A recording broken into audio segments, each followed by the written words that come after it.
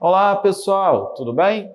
Meu nome é Carlos Eduardo Viana, eu sou professor de Educação Física da Secretaria de Educação do Estado do Rio de Janeiro. Vamos falar nessas aulas sobre jogos populares, jogos de tabuleiro, sobre esportes populares no Brasil e esportes pouco populares aqui no nosso país. Vamos lá? Vamos começar falando sobre os jogos populares. Eles são aqueles conhecidos também como jogos de rua, em que seus elementos podem ser alterados, decididos pelos próprios jogadores, com flexibilidade de regras e sem exigir recursos mais sofisticados, pois sua origem está na cultura popular.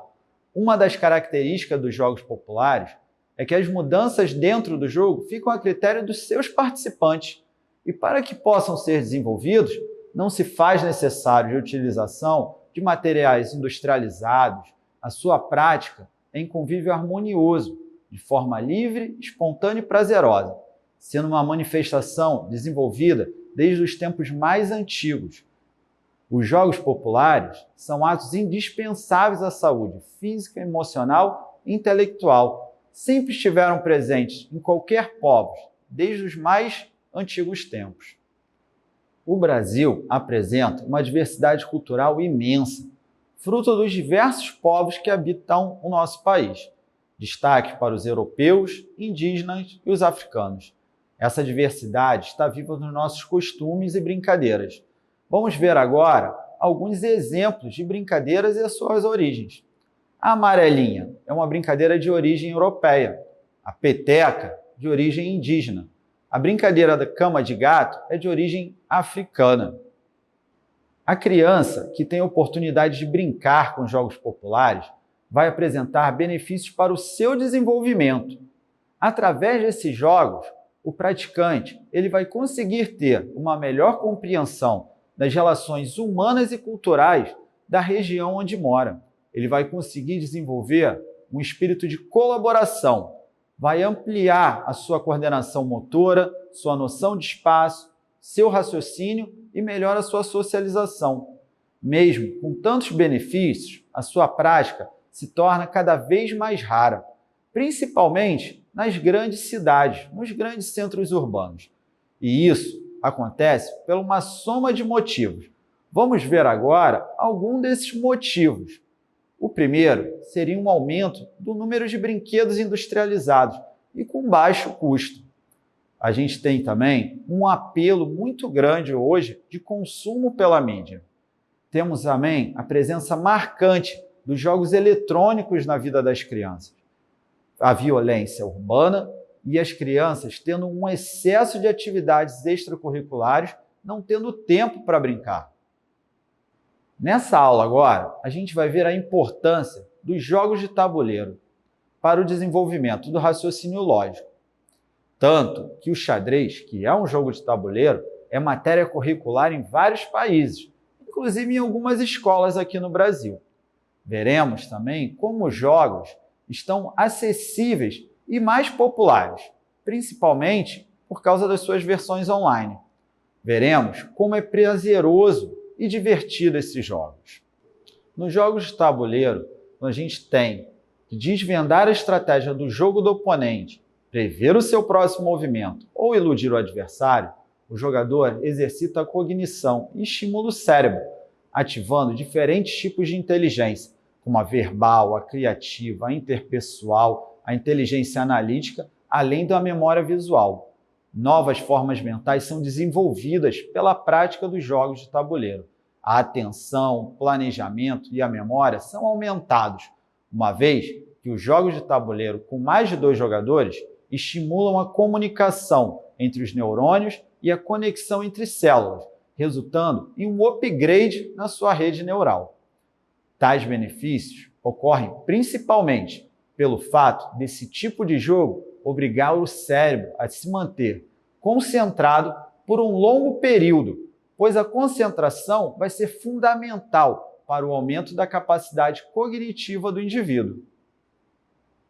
Passar uma tarde chuvosa ou passar a noite jogando jogos de tabuleiro era um hábito muito comum entre família e grupos de amigos antes da internet. Banco Imobiliário, War, Uno eram exemplos desses jogos. Era difícil uma criança ou uma família que não tivesse um desses. O desenvolvimento constante da tecnologia fez esse costume diminuir, sobretudo nas últimas 2 décadas, quando este avanço deu oportunidade desses jogos chegarem aos computadores e smartphone, trazendo milhares de novos adeptos. A praticidade em poder jogar em qualquer lugar e hora, contra pessoas a quilômetros de distância, favorece o crescimento de usuários nas plataformas digitais. O Brasil é um país que ama esporte, principalmente futebol. Somos conhecidos como a pátria de chuteira. Porém, temos outras modalidades esportivas que fazem muito sucesso no nosso país. Vamos falar nessa aula sobre 2 esportes individuais que são os mais praticados aqui: a natação e o tênis de mesa. O tênis de mesa, que também é chamado de ping-pong, é um esporte criado na Inglaterra, no século XIX. O jogo é uma adaptação do tênis da quadra. Consiste na disputa de pontos entre jogadores que golpeiam a bola com a sua jaquete sobre a área de jogo, a mesa. O objetivo é impedir que o adversário consiga realizar a mesma ação e devolva a bola para a sua área do jogo. Assim, o atleta vencedor é aquele que obtém mais êxito dentro do número de sets em disputa. Os sets serão disputados e vence o primeiro jogador que atingir a marca de 11 pontos, ou 2 pontos de vantagem no caso de empate em 10 pontos. Para a realização do jogo, a gente precisa de uma mesa, de uma bola, das raquetes e de uma rede para dividir a mesa.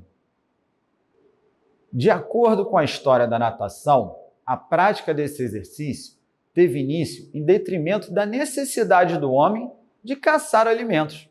Para isso, ele precisava atravessar praias, rios, lagoas. A natação também foi utilizada como método de treinamento para soldados. Já como esporte, ela só começou no início do século XVII. Ela é executada principalmente em piscinas. O esporte ele faz parte das Olimpíadas desde 1896, que foi a primeira Olimpíada da era moderna, e apresenta 4 estilos: peito, crawl, costas e borboleta. Nessa aula, nós iremos conhecer um pouco mais sobre 2 esportes coletivos pouco praticados no Brasil, mas que estão inseridos nos Jogos Olímpicos. São eles o rugby e o hóquei na grama.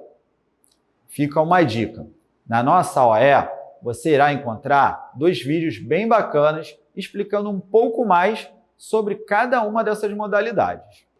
O rugby ele é um esporte coletivo, de muito contato físico. Foi criado na Inglaterra e existe uma lenda por lá, que é bem difundida, que ele foi criado a partir de uma jogada irregular de futebol, na qual um jogador do colégio de rugby, de nome William Ellis, teria pego a bola do jogo com as mãos e seguido com ela até a linha de fundo adversária, em 1823. Ao longo do tempo, variações desse esporte surgiram. A mais praticada é o rugby de 15. Em seguida está o rugby de 13 e o de 7, que é a modalidade olímpica. O objetivo do jogo é marcar o maior número de try. Pontos esses que marcados quando chegamos à linha de fundo do campo adversário. No rugby, em geral, só é possível passar a bola para trás ou para as laterais, ou seja, não é possível mandar a bola para frente. Os ataques, por sua vez, são realizados em meios de corridas de quem está com a posse de bola, sendo passes para frente possíveis somente com chute. O único que pode prosseguir com a bola com chute são os que estão na linha atrás do chutador. O hóquei ele pode ser jogado sobre patins, sobre o gelo, mas dentro dos Jogos Olímpicos, a versão oficial é o da grama. Essa modalidade foi criada e espalhada pelo mundo pelos ingleses. Os atletas usam chuteiras, são divididos em 2 tempos de 35 minutos disputados por 2 times de 11 jogadores. O objetivo é marcar o maior número possível de gols. A sua primeira participação em Jogos Olímpicos foi em Londres, em 1908. Então, pessoal, hoje nós vimos 2 modalidades de esporte muito populares no país, a natação e o tênis de mesa, e 2 modalidades pouco conhecidas, o rugby e o hóquei na grama. Vimos sobre a importância dos jogos populares e os seus benefícios, assim como os benefícios dos jogos de tabuleiro. Espero que vocês tenham gostado e até a nossa próxima aula. Valeu, pessoal! Grande abraço!